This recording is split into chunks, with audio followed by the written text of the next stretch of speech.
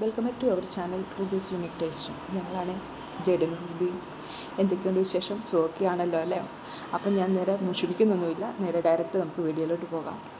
അപ്പോൾ വീഡിയോ കാണുന്നവർ ലൈക്ക് ചെയ്യുക, സബ്സ്ക്രൈബ് ചെയ്യുക. ഞങ്ങൾ സബ്സ്ക്രിപ്ഷനൊക്കെ കുറവാണ്, പ്ലീസ് സപ്പോർട്ട് ചെയ്യുക, ലൈക്ക് ചെയ്യുക. അപ്പം ശരി, വീഡിയോയിലോട്ട് പോകാം. അതിന് ഇന്നത്തെ വീഡിയോ എന്ന് പറയുന്നത് നമ്മുടെ വാഴയ്ക്ക തോരൻ, അതായത് കായ് ഉപ്പേരി എന്നൊക്കെ പറയുന്ന കറിയാണ്. അതിൻ്റെ റെസിപ്പിയുമായിട്ടാണ്. അതിനുവേണ്ടി ഞാനിവിടെ കാ വൃത്തിയാക്കി വെച്ചിട്ടുണ്ട്, തൊലി കളഞ്ഞ്. അത് നമുക്ക് ചെറുതായിട്ട് വെള്ളത്തിലോട്ട് ചെറിയ ചെറിയ പീസസ് ആയിട്ട് നമുക്ക് കണ്ടിച്ചു കൊടുക്കണം.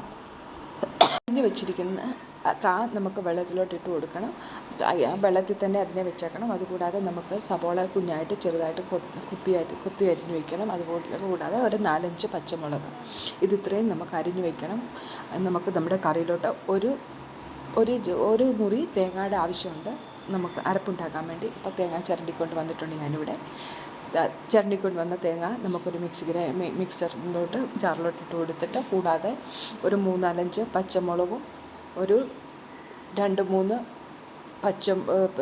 പച്ചമുളകും, അതുകൂടാതെ നമ്മുടെ ജീരകം, വെളുത്തുള്ളി, നമ്മുടെ മഞ്ഞൾപ്പൊടി, ഇച്ചിരി വെള്ളം, ഇതിട്ട് നമുക്ക് അരച്ചുകൊണ്ട് വരണം. അപ്പം ശരി, നമുക്കിത് അരച്ചുകൊണ്ട് വന്നിട്ട് ഞാൻ നിങ്ങളെ കാണിക്കാം. ഇത് ഒത്തിരി അങ്ങ് പേസ്റ്റ് പോലെയൊന്നും ആക്കല്ല, ഒരു ജസ്റ്റ് ഒതുക്കിക്കൊണ്ട് വന്നാൽ മതി. നമുക്ക് തോരനൊക്കെ എപ്പോഴും ഒതുക്കിക്കൊണ്ട് വരുന്നതാണ് നല്ലത്.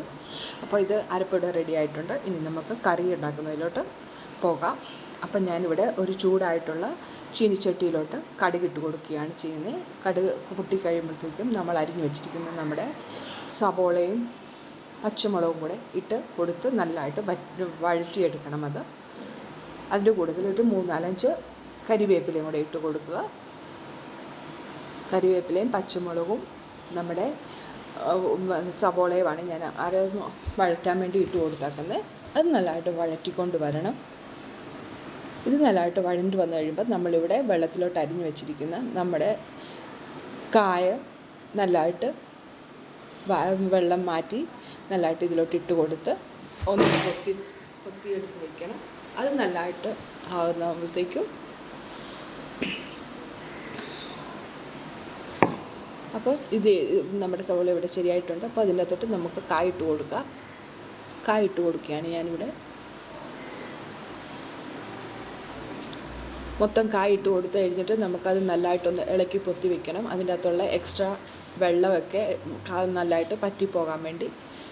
അത് നല്ലതായിട്ട് പറ്റി വന്നു കഴിയുമ്പോഴത്തേക്കും അതിലോട്ട് നമുക്ക് നമ്മുടെ അരപ്പാണ് ഇട്ട് കൊടുക്കണ്ടേ. അതിന് മുമ്പ് നമുക്കിതൊന്ന് അടച്ചു മൂടി വയ്ക്കാം. അതൊന്ന് ഒരു പകുതി വേവാവണം.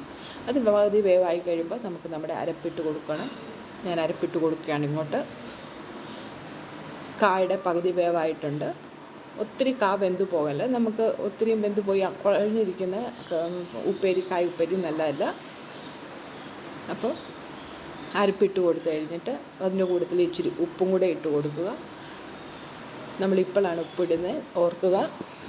ഏറ്റവും അവസാനം ഇട്ടാൽ മതി. അത് കഴിഞ്ഞ് നമ്മുടെ കായ നമ്മുടെ അരപ്പിലോട്ട് ചേർക്കാവുന്ന മാതിരി നല്ലതായിട്ടൊന്ന് പൊത്തിച്ചേർത്ത് വയ്ക്കുക. അത് നല്ലതായിട്ടൊന്ന് കായും കൊണ്ട് തന്നെ അതിനൊന്ന് കവർ ചെയ്ത് വയ്ക്കണം.